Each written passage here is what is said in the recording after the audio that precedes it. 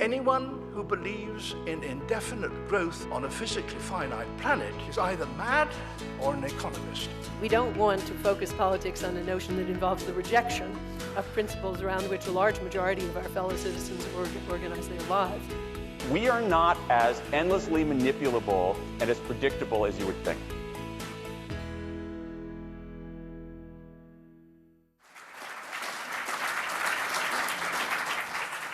We're here to talk about Jung, Carl Gustav Jung. Monday, the 6th of June, is the 50th anniversary of his death. He died in 1961. It occurred to me that this was worth thinking about, not just who the man was, but what his legacy might be today. If you've ever used words like introvert, extrovert, the archetypal, collective unconscious, if you've ever done a Myers-Briggs personality test, loved or loathed the New Age, Jung is the person you have to thank for all that. These are his words that have become common currency in our culture. If you've ever read his autobiography, Memories, Dreams and Reflections, a rather peculiar book, not really much about anything that happened in the world, all the things that happened in his head, you'll know that he had a troubled childhood. He paints his father as a rather weak character, riven by religious doubts. And he paints his mother as a bit of a split personality. On the one hand, she was quite a conventional figure, although suffered from breakdowns. But on the other hand, she was a slightly spooky character too, and would sometimes speak to him with this authorial voice that hung around in Jung's head. When Jung's father died, she said to him, "He left in time for you." And these kind of comments floated around Jung's head as a child. And he developed what he talks about his number one and his number two personality. His number one personality was the child of his times, the child of his parents, not very successful at school really. But underneath that, if you like, was his number two personality, who was a large figure, a sort of timeless figure, in touch with things that weren't just knocking around at the time.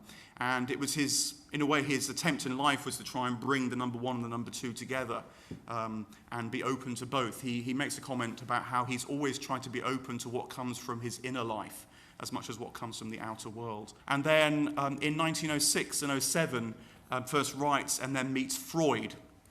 Very, very seminal moment in his life. They have this kind of friendship at first sight, you might say, for a few years. But right from the word go, it's quite clear that there are tensions between their thoughts. And in fact, by 1913, just a few years later, their relationship was broken down with quite substantial consequences. He differed from Freud too, in that he thought the unconscious was a kind of resource for what it is to be human, rather than a source of befuddlement and oppression. The goal of trying to explore your unconscious is a more rounded humanity, not just trying to deal with the repressed contents of your early life. So he has a forward-looking psychology as much as a backward-looking psychology, and I think that's an important difference between him and Freud. He calls this forward-looking psychology, this personal development, individuation, and he thinks this happens mostly at an unconscious level. He also rejects, in large part, the Oedipus complex of Freud, the idea that we have these incestuous, murderous relationships with our parents at a kind of unconscious level. And instead, what he suggests resonates very powerfully with more recent work done by people like John Bowlby and Donald Winnicott, the idea of attachment theory, that it's the love and care that a parent or a primary carer gives to a child that forms the bond. And Jung anticipates that by about 50 years as well. He discovers the archetypes, a very complex word, one that in strange ways is perhaps coming to the fore again with subjects like ethology, like to the study of language. But broadly speaking, you might say that the archetypes are a very sort of deep level that we never have direct access to, but nonetheless the archetypes always manifest themselves. They incarnate in our lives in very real, tangible ways, particular ways. So falling in love, if you like, would be an archetypal experience. It's something that everybody does. It has this kind of objective quality. But nonetheless, it happens to each in a very particular way. You fall in love with someone in particular. He tries to move there beyond just a behavioralist account of things, falling in love as a behavioralist phenomenon, but tries to introduce some notion of intentionality, that we're persons doing this, that there's a certain kind of freedom involved in this, a certain kind of action on our part. And that balance between behavior and intentionality is one I think that modern science is very much trying to grapple with too. Today, I think he's important because in a way we live in a more Jungian world, psychotherapeutically speaking, than we do a Freudian world because of this business of how he understands the unconscious, how he understands parental relationships. And I think that we still live in an age which he described as an age trying to find its soul. And I'm sure that by his turn to the inner life, this trying to pay attention to what comes from within as well as what happens without is still an important message we're trying to get to grips with 50 years on. So I think of psychotherapy in a very crude way. There's a kind of shallow end and there's a deep end. At one end of psychotherapy, I guess you have the more empirical practices like cognitive behavior therapy, for example, where you're encouraged to look at patterns of behavior and are given quite explicit tasks to perform which might help you overcome them. So if, like me, for example, you have a fear of riding in the underground, your CBT therapist might encourage you actually to essentially go through the process of getting on the train, perhaps with a friend, just going on for one stop the first time, then 2 stops the next time, and at lines at different depths. Towards the other end, then you do have kind of Freudian and Jungian psychoanalysis. In a sense, they're both trying to achieve a similar aim, which is to produce, for want of a better phrase, happiness in the person who's on the couch. But I think there are some interesting differences. If you see a Freudian analyst, what the Freudian analyst will help you do is to work through, and Freud's word for this is literally durcharbeiten, to work through material that's got trapped in your unconscious that needs to be ventilated in some way. So it's about aerating the psychic system in order to resolve the so far unresolved issues that have been locked up there. I think in Jungian psychotherapy, perhaps the goal is somewhat more ambitious in that it's not just a question of removing the kind of psychic detritus, but achieving a kind of integration of the different aspects of your character or persona. So in a certain sense, it's a slightly more ambitious process. But it's also a kind of deeper process because the kind of unconscious involved in Jungian analysis and Jungian theory is arguably more unconscious than the unconscious in Freud. We're all creatures who want things. This is the most fundamental desire, according to Freud. The ego is the wanting agency, and his name for it is the I, das Ich. But we soon learn that we can't actually have everything that we want, partly because there are rivals for the things that we desire and want, particularly in the form of the father or siblings.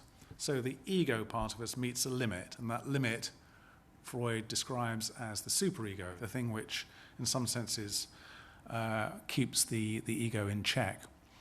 And then with the wishes that are thus proscribed or prohibited, there has to be some sort of outlet, and they go effectively into the unconscious. So the unconscious, in Freudian language, is the repository of repressed wishes, and it pertains, therefore, to the individual. So I will have wishes from my childhood, typically, that weren't met. They've formed the kind of dark sump of the unconscious. And for the most part, that's okay, except when it starts to distort your behavior or make you deeply unhappy, in which case you then have to look into what's in that rubbish bin of repressed wishes and take them out and try and reconcile yourself with them. Jung, on the other hand, and this is one of the points of tension and divergence between Jung and Freud, will say that that model of the simply personal unconscious, the one that belongs to me, doesn't quite go far enough, and that there is, I'll put it very crudely, there is a level beneath the personal unconsciousness which connects us with something even more unconscious or more occult than we might like to think, and that can't simply be explained in terms of desires that were trapped or impeded in our infant life. And this is where we get into the collective unconscious.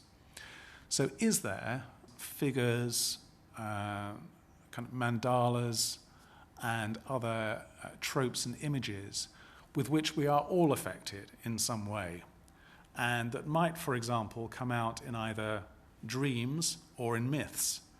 So typically we think our dreams are our own, or at least we do if we're Freudians, we just dream our own dreams.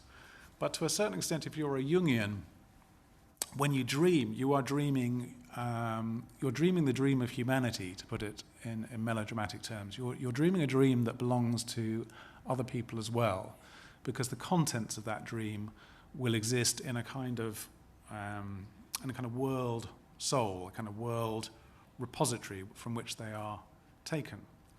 And that possibility means that effectively we might all be connected to one another in a much profounder way than Freud ever quite got to. And for me, I find this quite fascinating, that the unconscious actually could be something that crosses between people's minds rather than being boundaried by this or that person's mind. And I think from that, you begin to get kind of theories about things like telepathy and kind of morphic resonance and so on. And that's where I think a more occult, or certainly more esoteric strain of kind of Jungianism begins to develop, or at least picks up from other work done by Jung and anthropologists, for example, about collective universal symbols. I first started reading Jung in the 1970s when I was in my teens. And this is because he was part of this kind of countercultural canon of writers at the time. And he died just on the cusp of what's called, or at least what I've called in another book of mine, the occult revival of the 1960s. And Jung had been picked up by this alternative counterculture, New Age, what we sort of call it today, sensibility. And it's interesting because it's through that, I think, that Jung's ideas really have been disseminated. He had been picked up by this kind of grassroots popular culture precisely because of these interests that he had throughout his life in the occult and the paranormal and the spiritual and the mystical. His doctoral, his thesis was on the so-called pathology, the pathology of so-called occult phenomena. And what he doesn't tell you in that paper, which is written in very good Germanic academese, is that it came out of these seances that he was involved with his family. The medium was his cousin, who was in love with him. The seances were instigated by his mother, who felt that her father, Jung's grandfather, was trying to get in touch with them. And the reason she believed that was that Jung's grandfather himself was a firm believer in spirits. Even though there's evidence, obvious evidence, that he's interested in this sort of thing, at the same time, he pursued science. Jung's first interest was archaeology, and had his parents had the money to send him to a university where they had a course in that, he might not have become a psychologist at all. He might have become an archaeologist. But there's very similar patterns to digging deeply into the psyche and digging deeply into the past. When Freud and Jung broke up, famously Jung went into this crisis. Depending how you look at it, it was a spiritual crisis or a psychotic episode or the mother of all nervous breakdowns. But he produced the Red Book, among other things, that was published a few years ago. If you know what the Red Book is, it's this huge tome of Jung's inner dialogues and conversations and experiences that he had during this traumatic period in his life of several years following the breakup with Freud. And so he kept this interest in this inner world linked to telepathy, linked to occult phenomena, linked to religion and God, was always there in Jung, but the tension between that and the scientist was there as well. And even towards the end of his life, Jung was insisting that he was a scientist. I mean, ever since the break with Freud, everyone said, oh, well, this is, he's not. Jung's gone off his nut. He's into all this mythology. I told you from the start he was into ghosts and all that sort of thing, and we couldn't trust him, and now it's come out in the open. But he kept this tension of wanting to affirm that he was a scientist throughout most of his career. So he played his occult cards pretty close to his chest. And it wasn't until late in his life, in the last days of World War II, that his attitude towards his persona, let's say, of a scientist, became more open to being a little loose about that and to admit more of the mystical side. And this tension between affirming that he's a scientist, he's not a mystic, he's not an occultist, this loosens up a bit, and he comes out of the closet a bit about his occult and mystical interests. And already in 1940, he's talking about the age of Aquarius. And then he starts talking about it in a book called Aeon, the phenomenology of the self. He starts talking about it as well in a book about flying saucers. 1951, he starts openly talking about synchronicity, the meaningful coincidence. The idea that something that you dreamt or something that you thought and some actual event in the outside world are meaningfully connected. These are all things that Jung had talked about in his books, but they're buried deep inside them. Jung is one of the most brilliant thinkers of the last century, but he's also one of the most clumsy and in many ways in presenting his ideas. And I'm not sure whether he just was a bad writer or whether he had double thoughts about these things and he wanted to kind of, give and take at the same time. There's a labyrinthine quality to Jung's writings that he never quite gets to the point, and you kind of have to infer what he's getting at. Mark had mentioned active imagination. This is a process that Jung developed of getting into these inner dialogues with these figures, these entities, these people who talk to him inside his head. But the most important paper about it, he wrote in 1916 during he was smack in the middle of this crisis when all this information, all this rich detail and map working of the conscious was going on, and he never published it. It only emerged about 40 years later in a newsletter of a small Jungian society somewhere in New York. So he had this tendency to sort of hide these sorts of things, just like in his early paper, he didn't own up that, yes, my cousin was the medium, and we'd been going to these seances for a long time, or my mother had been talking to spirits for like years already. He's not in there. He's extracted his sort of personal involvement in that. And this is something he did throughout his career. And I think one reason, it's not the only reason, because I think he had a prudent career sense. I think he was aware that if he came out in the open and talked about how he arrived at many of his ideas by talking to these figures in his head, people would come out and say, well, he's psychotic. They said that anyway, many of them, but many, many more would say it. And this is why he kept the Red Book hidden away for years and years. I try to make this point that in some ways we live in a more Jungian rather than a Freudian world, because we see relationships with parents to do with attachment rather than to do with Oedipal complexes, and because we see life going forwards and the unconscious resourcing that rather than being this troubling thing that pulls us backwards. Do you buy that? I buy I like the phrase that we live in a more Jungian than a Freudian world, and if I were to agree with it, it would be on different grounds, actually. Not because of that sense of going forward or the relationship with the past, but again because of this notion of connectivity. There is a real sense in which we live in a more interconnected world than ever before.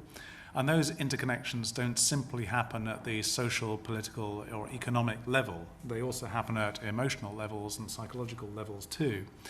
And I think insofar as Jung gives us the beginning of a language to talk about psychological connectivity, I think that's probably true. There is, we're in a Jungian, we are in a Jungian phase. We live in this sort of slightly zero-sum world where it's a way you have to pick one or the other, and in picking one you trounce the other. Do you think there is, how might we have more of a meeting point, and how does it happen for you yourself? I try to maintain, you say, this kind of balance or tension between the two sides. I think I do come down on the side of Jung's more esoteric, mystical pursuits.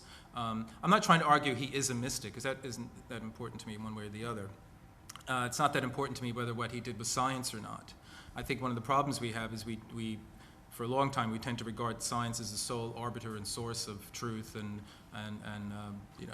verifiability and so on and so on. And I'm nothing against science, but there's a certain, how should we say it, reductive, I would say, ideology that I would call scientism that would see what Jung is doing as just flaky nuttiness. And while I can understand some of the arguments against that, I think they throw out the baby with the bathwater. Likewise, the other side, the New Agers, mystics, whatever, who completely want to reject the scientific, empirical world and all that, I think they're also throwing out babies in the bathwater. So I think myself, I feel like I've inherited both of these streams in the Western tradition, if you want to put it that way. And the more you look into this, the more you see that it comes from somewhere in the Western tradition already. It goes back to the Renaissance, it goes back to Neo-Platonic philosophies, and actually makes a contribution to the culture. In many ways, it's like the culture is unconscious. If you want to say that the archetypes and the collective unconscious, we don't have direct access to them, but we sort of see their effects. I think in many ways, in our everyday culture, the Western culture that we all share, we can see the effects of this underground stream of the Western esoteric tradition. And it's not flaky. People like Isaac Newton wrote more about alchemy than he did about gravity. And if you're going to talk about the occult, gravity is the most occult thing I can think of because nobody's ever seen it. I think we have this attitude towards something like the occult or the esoteric that we used to have the same sort of attitude towards sex, let's say. Whereas now many people can talk openly about sex. In fact, we're all encouraged to do that, right? And to not be in denial and to be frank about all this stuff. But we still have this kind of feeling about the occult. It all has what I call the X-Files effect. There's the woo-woo factor comes in every time you start to talk about it. And either you have to be completely dismissive of it, or you're, kind of a flake. My sense of where science is at the moment, there may be scientists in the audience, is in fact that it's precisely the limits of cognitive reason and rationality that are being encountered now. It's therefore the task of the scientist and the non-scientist to explore what I call the non-cognitive, as opposed to the spooky or the occult or whatever you want to call it, because cognitive empirical models can only take us so far. And it's not just non-scientists who are reaching this point, it's scientists themselves who are saying, we can get so far using all these kind of enlightenment tools and enlightenment rationalities. But at a certain point, we've got to say, hang on, perhaps we need a new language, a new methodology. Feels to me we are on a certain boundary in science at the moment, and maybe we need new methods for breaking through.